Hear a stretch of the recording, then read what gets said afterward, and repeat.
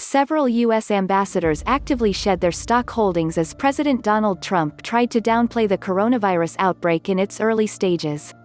Ambassadors to Uruguay, France, Morocco and Italy sold shares in transactions that could have made them millions of dollars, according to financial disclosure filings reviewed by CNBC. Much of their sales were in January and continued throughout February, the records show. Their transactions line up with a timeline of federal and congressional announcements as the virus started sweeping across the globe earlier this year. Some of the ambassadors' stock transactions were for companies involved with research or developing products that are linked to treating patients that have contracted the coronavirus, such as biopharmaceutical firms. Trump started publicly downplaying the severity of the pandemic earlier this year, including in late January during the World Economic Forum in Davos, Switzerland. At that event, he told CNBC that the administration had it under control. "It's going to be just fine." Italy and France have coronavirus death tolls that are close to or above 30,000. Morocco and Uruguay have combined for over 200 deaths. More than 10.7 million people have been infected worldwide, according to a Johns Hopkins University tally.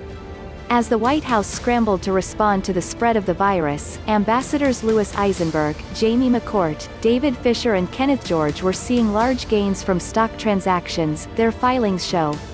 A State Department spokesman said that ambassadors were briefed in late February at the Global Chiefs of Mission Conference on the possible impacts the coronavirus could have on their operations but never were part of any other briefings this year.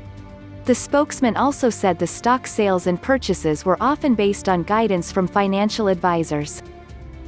Ambassadors were briefed on potential impacts of the COVID pandemic on State Department operations at the Global Chiefs of Mission Conference February 25–26, 2020, the spokesman said on Thursday. Otherwise, ambassadors received no briefing on COVID from any EU government officials. These financial decisions were among a wide range of purchases and sales to adjust portfolios, often based on advice of financial advisors. Democrats are already pouncing on the actions by the Trump diplomats, including Democratic super PAC American Bridge, which initially flagged some of the stock sales and purchases to CNBC. Any official who dumped millions in stocks while the administration downplayed the threat has no business in a position of public trust, and their actions warrant thorough investigation in order to prevent further abuses of power, Max Steele, a spokesman for the group, said in a statement.